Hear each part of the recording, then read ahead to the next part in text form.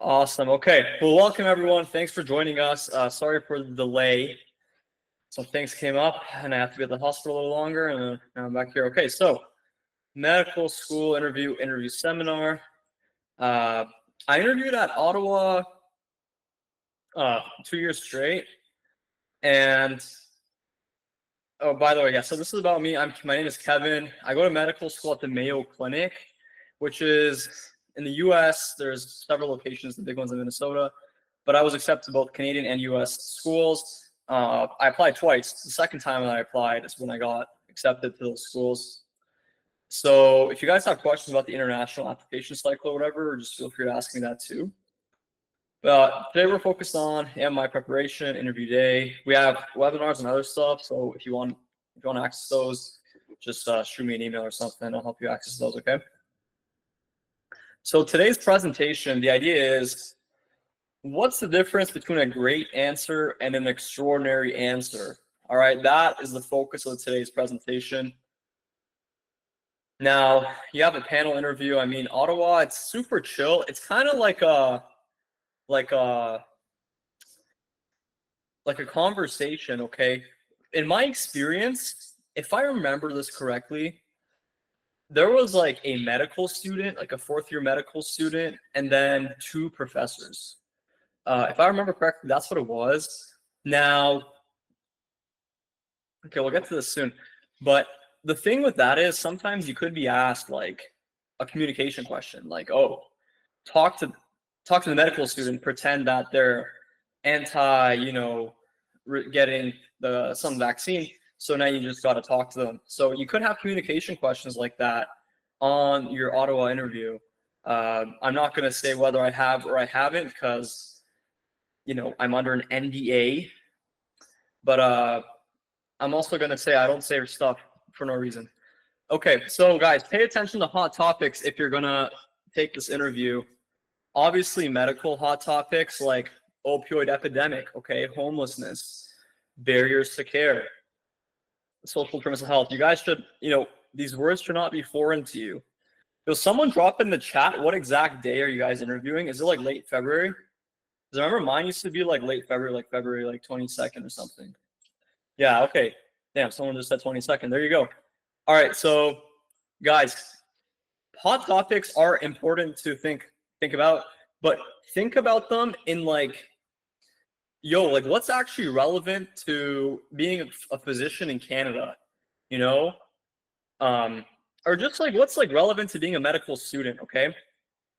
Yeah, and also I'm going to show at the end how to access recording, because I remember tripping so hard the first time I applied to med school and I interviewed. It was McMaster in Ottawa. I remember that I was like studying stuff like organ donation, right? Organ donation, dude. I've had over 15 interviews. I've never been asked about organ donation.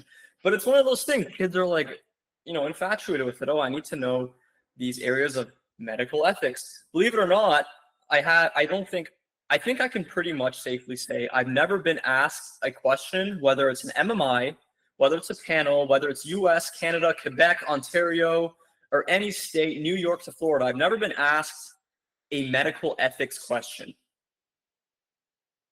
Why? Because I have been asked about hot topics. I have been asked communication questions. Okay, how would you communicate with someone in this setting? But I've never really been asked a medical beneficence, non-maleficence. Those like those words. I've never been asked explicitly. Some part of that is relevant, like autonomy and informed decision making. Yeah, that's important because in those communication style questions, you can talk about, oh, I want the patient to, I would like this person to be well informed about the decision they're making. For example, in that communication thing I just said with like a COVID person, like an anti-COVID vaccine person, yeah, you'd want them to make an informed decision. Oh yeah, by the way, here's what the research is showing, X, Y, Z. Or just say, COVID's kind of outdated, measles, right? They don't want to give their kids a measles shot, whatever. So yeah, you could talk about autonomy, informed decision-making, stuff like that. But have I ever been asked about a Jehovah's Witness? Oh my goodness, people are infatuated with that question. The thing is with those, it's good to have like a little bit of background on them, but I wouldn't spend your time like making Anki flashcards on these, on like what do you do, like in terms of next of kin, end of life decision making. Oh, it's first spouse is asked, and then the family member. Like you can know some basics, but I wouldn't be infatuated. Anyways, I want to move to the next slide. But here's the thing, guys. The first cycle I applied and I interviewed, I looked up, I was pretty well versed in these things. But then the second cycle, I started looking at these, okay? So housing in Ontario, climate change like wildfires, international medical graduates versus Canadian medical graduates, mid-level providers. So this is a very informal, kind of not politically correct term for nurse practitioners and physician assistants. Basically, they're not medical doctors, they're not MDs, but they're gaining more and more autonomy in terms of how much they can practice. So last year in Ontario, they made a rule that pharmacists can now prescribe 11 different medications, okay? Pharmacists can now prescribe 11 different medications. You don't have to go to your family doctor. So, that this is happening. There's, different opinions about it. Some people say, oh, well, they're not trained as much as, a medical doctor who went through medical school and residency, so they shouldn't be able to do this autonomously. Other people think this is going to help us remove the strain on the healthcare system because obviously there's a shortage of primary care doctors. So this is going to help, remove the busy work. So yeah, you guys see how this is not medical ethics. This isn't like, would you give your organ to this person or that person? It's just not medical ethics. It's simply being well-versed in hot topics that are relevant to healthcare. But here's the thing, think outside the box, okay? So you're going to look at physician burnout, but also think about cancel culture. I can't tell you how many times I've been asked about cancel culture in my interviews. Public versus private schools. I mean, it's just be familiar with things beyond, because you could be asked about anything. And it's really to see your thinking, the way that you think, the manner in which you think about these issues, more so than memorizing specific factoids. The wealth gap. In a Canadian interview, I can't say which one, I was shown a map of the world and the wealth distribution like across different countries. And the question was simply, what do you think about this? And I think I gave a pretty lousy answer because I didn't get into that school. But anyways, it was not Ottawa. I've been asked about the wealth gap. Immigration, refugee health, huge emphasis on Indigenous populations, especially in Canada. But AI and healthcare, genetic editing. Do you see how? Okay, I should remove this organ donation. But I'm just saying, be cognizant of hot topics, things that are going on beyond just medically related. For example, you could be asked a weird question like, is war good or bad? Or like, how do we address racism? There's things like this that you could be asked. So you should have some ideas about them. The reason I think it's like this, guys, is because as a future physician, you're going to be a thought leader in your community. You really are. I mean, people are going to come to you, ask you all sorts of advice, whether it's medical or not, and you're going to be looked up to. So you better have some nuanced opinion on relevant topics in healthcare, because they're going to expect you to be a physician advocate and things of the sort. Okay, does this make sense? All right, let's do a practice question together. I think this is the best way to learn. So imagine you're a physician and you encounter a patient with chronic pain who requests opioid medication. How would you balance the need for effective pain management with the risk of opioid addiction? All right, I'm going to give you guys a second to think about that. Now let's look at an answer to this. I would conduct a comprehensive assessment of the patient's pain. Okay, that's what you're going to start with. I would have open conversations with the patient about their pain experience and treatment history. If opioids are necessary, I would proceed with caution, starting at the lowest dose to avoid dependence. I would revise the treatment plan with the patient periodically, which means I regularly review it and adjust it as needed. And last, I give a conclusion. All right, drop in the chat, guys. Who thinks this is a good answer? By the way, we're going to have like a high yield ethics, but it's going to be a hot topic thing. There's going to be some ethics subjects, a high yield, a hot topics review. There's going to be 20 topics at 9 p.m. If you guys are available, it's going to be super short, like 30 minutes. So at 9 p.m. Eastern. But anyway, someone drop in the chat. Do you guys think this is a good answer or not? I won't go to the next slide unless someone does this.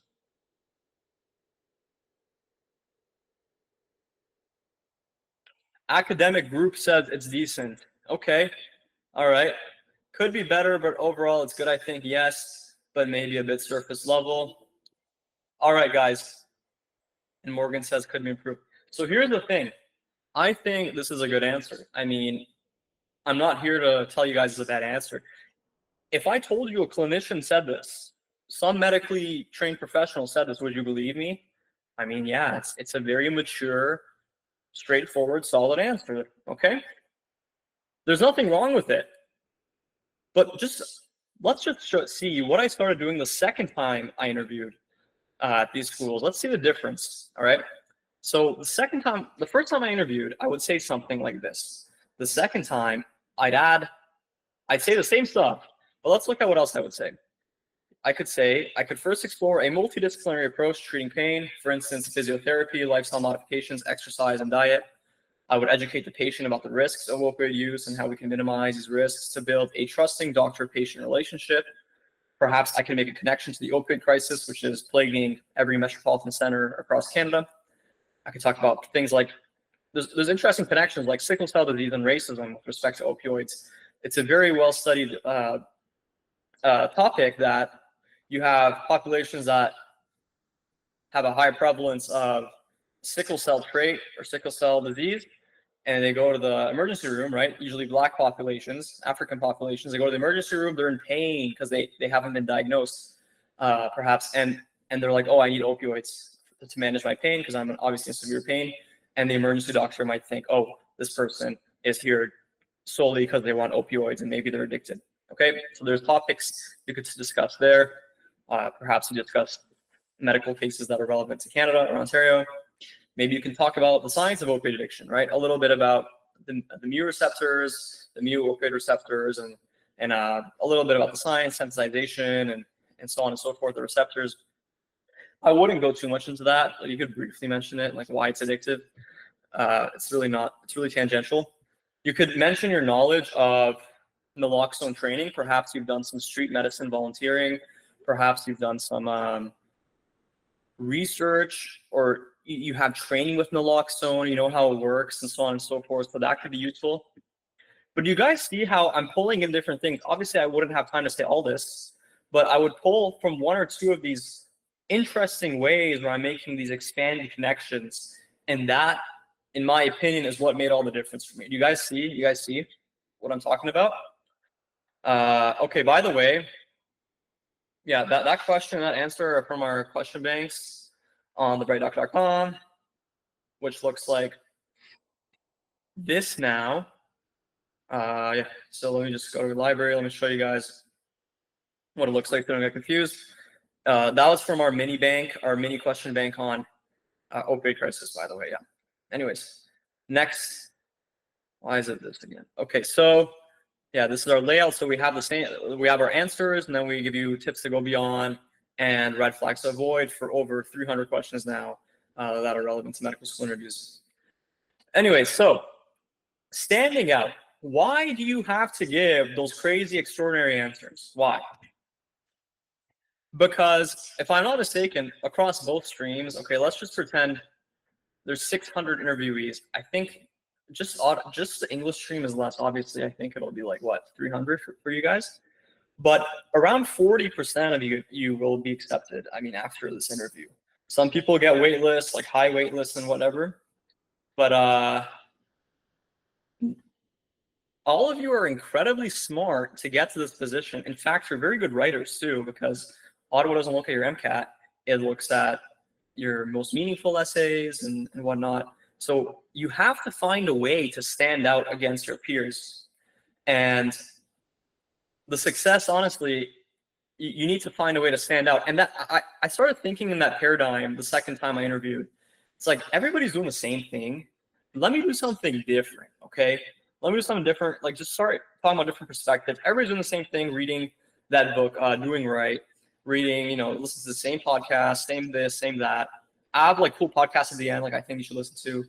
But if everybody's doing the same thing, everybody's gonna give the same answer. So then it just comes out to like who can communicate their answer better. And a lot of people are weak with that. So what are the 5 ways to stand out across, I think, over 15 interviews I've done across US and Canada?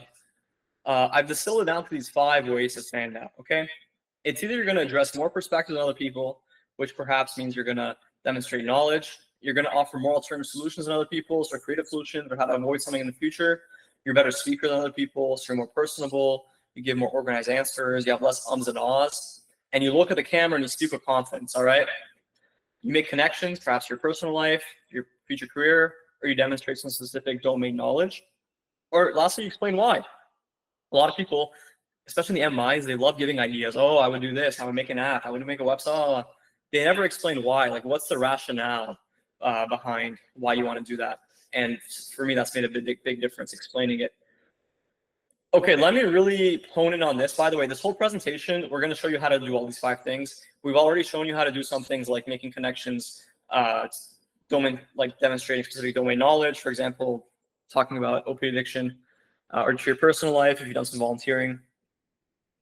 But look at this bullet point, okay? I really want to bold this because you could have everything else. If you don't do this, then you're behind the curve.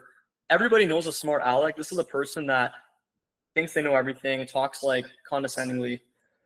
These people unfortunately make it pretty far because they can look at a camera and speak with confidence, whereas some people who know a lot of stuff and are very empathetic people and whatnot, they just can't talk to a camera. Should you speak for the full time? I mean, it's a synchronous interview, so no, I wouldn't ramble too hard. If they want to clarify something, they'll usually just ask you to clarify. Should you go in depth or broad? So when you're asked the question, should you go in depth or broad? And I would say usually try to talk about 1 or 2 topics very deeply, but I'll also address things that you're not agreeing with or whatever. Acknowledge other ideas either at the beginning or the end very briefly, so it shows that, hey, your brain went there, and then maybe they're going to ask you to expand.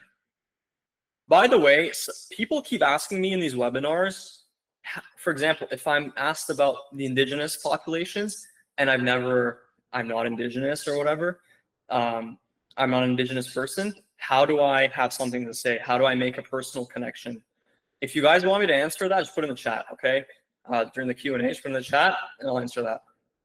All right, let's hit another question. How does the Ontario health system address the needs of Indigenous populations and what improvements can be made? Okay. Think about this for a second. If there's any questions, just put in the chat.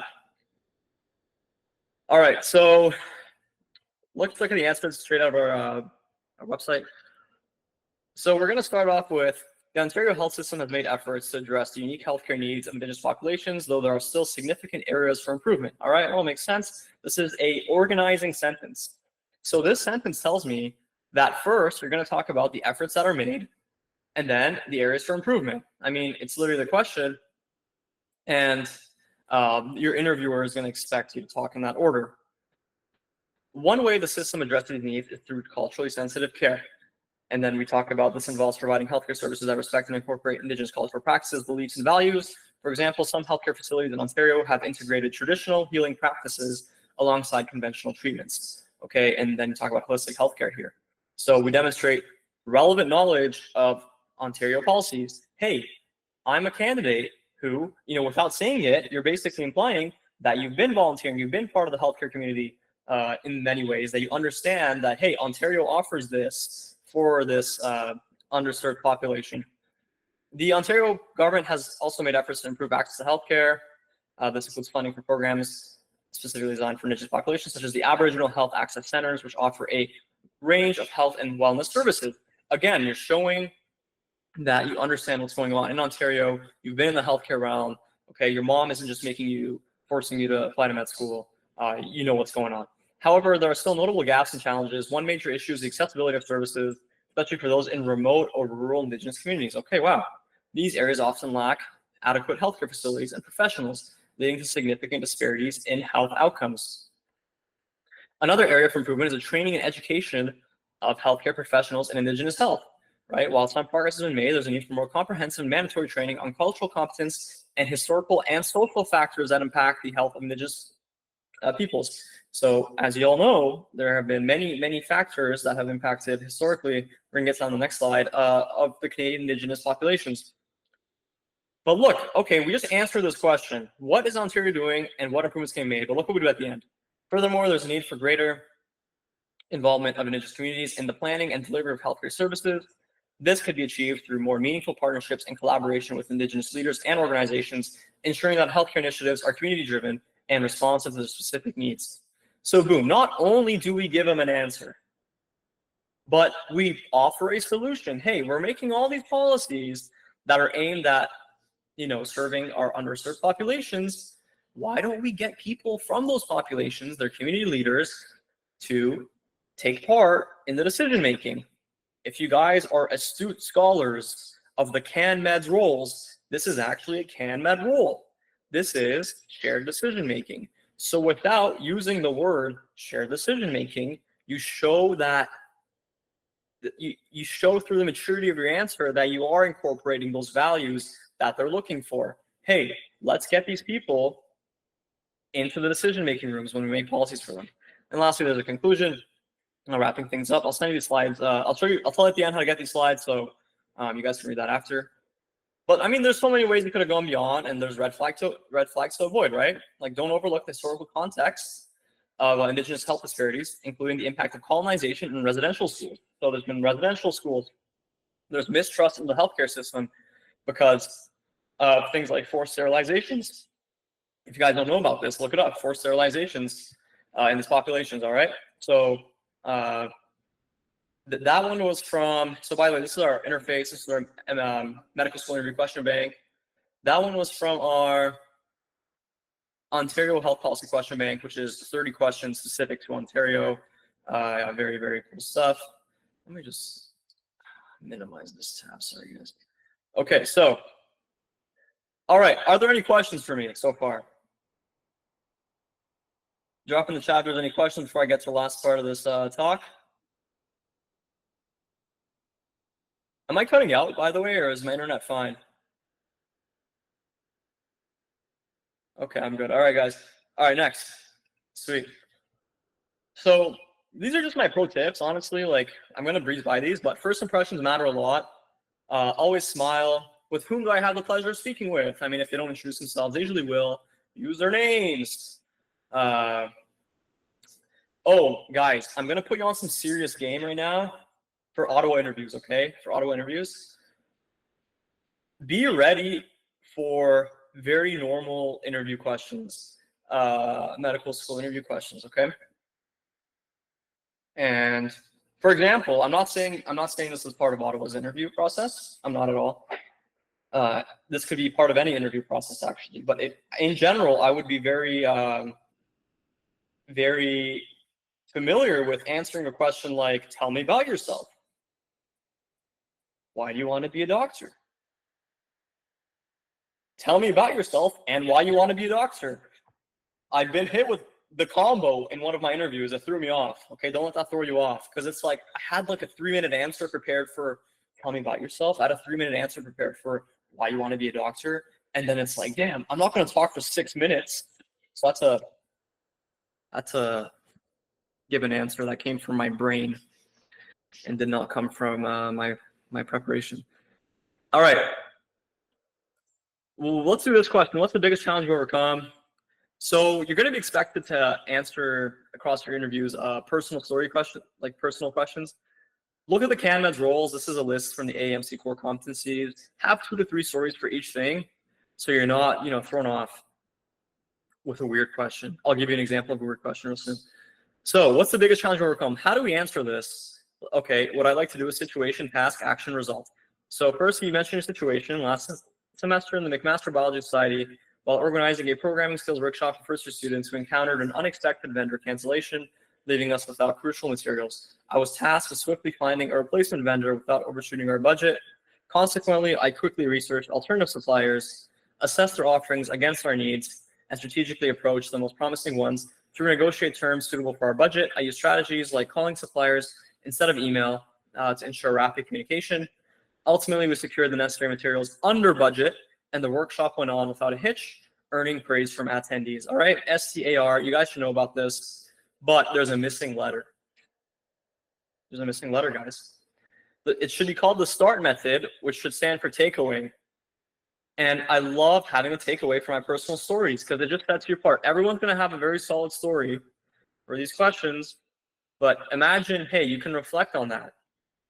So I'm going to say the same thing, but now I'm going to say, as I pursue a career in medicine, I will continue to draw on such skills to stay collected in rapidly changing situations. Through strong communication skills along with problem solving, I will continue to ensure team needs are met for the benefit of my future patients. Wow.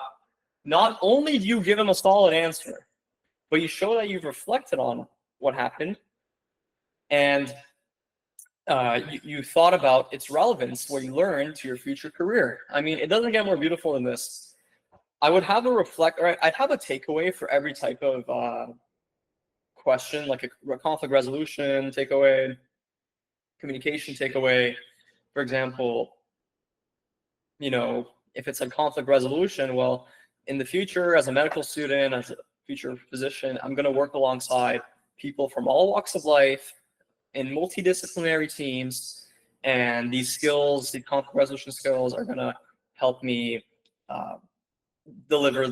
best deliver team-based care for the benefit of my future patients. And you can see how, I have like a takeaway for every single thing. So your personal stories, guys, have them ready. Look at the CanMed's roles.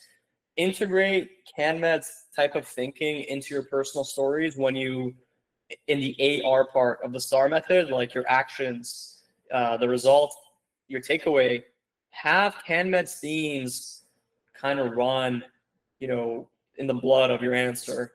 Don't use words like, in my opinion, it's kind of corny to use the exact CanMed's words. But like I said, hey, let's get these people, the Indigenous population community leaders, in the room when we make policies. It shows shared decision making, right? I didn't have to say that. But guys, think about this too. Research uOttawa. Okay, research uOttawa like crazy. No one does this in Canada. Everybody does it in the US. Because in the US, you get so many interviews when you're a top applicant. Not necessarily as an international, but you get a lot of interviews, and the schools want to know, well, why do you want to come here, right? You're going to probably get like 10 acceptances. Why do you want to come here? And you got to convince them. In Canada, it's different. So tough to get in. I mean, you're grateful to get into anywhere. So, but think about this, okay? Research the heck out of your school, because every now and then in your interviews, you get like a question where you're able to give some school-specific knowledge. I'll give you two examples. Number one, I had an interview once. It asked me some sort of question about antimicrobial resistance or something, right? And I go, like, what are some policies we should make or something? I don't know. And I was like, okay, well, I'll give you a different example. Yeah, so imagine the same antimicrobial resistance. Imagine it was at McMaster, okay? Imagine I had that at McMaster. I could be like, I could give an answer, a solid answer, and then I'd be like, oh, by the way, I know at McMaster on the third floor of the MDCL building, you have the antibiotic discovery lab, which is one of the foremost, pioneering labs in antimicrobial resistance research across Canada, which is true. And I imagine I say that in the middle of my interview, right? Boom, that's crazy. So not only do I give a crazy answer, but I also, like a solid answer, but I also make a connection to their medical school. It's very powerful, guys. And now imagine you're asked the question about some population, some underserved population in Ontario, and you could be like, oh yeah, by the way, at Ottawa, I know that as a fourth year, I can do an elective at this satellite campus or this clinic, this hospital, community hospital, where I'm going to actually be able to serve those patients, and that's really going to help me learn how to best meet their needs. So boom, just because you're not part of a certain population doesn't mean you can't do your research and think about, hey, how does this medical school offer opportunities for you to learn how to serve those populations? Does that make sense? Pro tips. All right, make sure your answers are organized. Honestly, I'm not going to bore you guys with this, but first impressions are critical. So this is like an example of an organizing sentence I usually would say, especially like for a policy question if I'm asked. Avoid extreme stances. So, I mean, with this one, people say, Kevin, why are you telling me this? I prepared so hard. I got a good GPA, did my MCAT, blah, blah, blah. Why would I say something crazy on my interview? Well, it's not that simple. It's because people are very polarized these days. So imagine you're asked a question like, should pharma companies be allowed to provide gifts such as free samples of their latest medicines to physicians? Most people I know would say, no, pharma companies are evil, evil, evil, right? So they're thinking. We'll be like, oh, it's a conflict of interest, conflict of interest. No, no, no, no, no, we cannot allow this conflict of interest. Well, okay, I mean, yes, but imagine, because in Canada, you have free medical care, right? You have free medical care at point of service. You don't have free drugs. If you need an antibiotic, if you need something, you got to pay for that out of pocket. Maybe you have insurance from your mom or dad's job or something, or some government program helps out. But otherwise, drugs are not free. So imagine you're a family doctor and your patient can't afford a certain drug, but hey, this pharma company gave you like 3 boxes of it for free, right? I mean, here you go. Boom. In fact, this happened to me. My family doc, a doctor I went to I don't think it was a family doctor, thought I had GERD, gastroesophageal reflux disease. So it's like, acid reflux. And he gave me omeprazole, which is a proton pump inhibitor, okay? So I wouldn't secrete as much acid. Turns out I didn't have GERD, but that's besides the point. The thing is, he's like, oh, I'm going to write your prescription for this. By the way, I have like 5 boxes of this stuff. Here you go. Boom, I was a student. He saved me some money, right? Turns out I didn't need it. But anyways, also, what if it's a big part of your local economy? For those who live in Toronto, I think it's Bathurst and Steeles, or no, it's Keele and Steeles. Keele and Steeles, there's Sanofi Pasteur, which is it's a big firm, especially in vaccines. So imagine there's a big pharma company in your local that plays a big role in your local economy, and now because of some rules, they can't market like this, and maybe they go bankrupt, and now people get laid off. I'm not saying you have to agree with this, okay? You can still say, and most people will, this is a conflict of interest, fine. But at least acknowledge the most evil people in the scenario. That's gonna take you very far, okay? I hope that makes sense, guys. Okay. So, by the way, I really quickly want to plug this, guys, because I know a lot of you guys spend money on this stuff. If you guys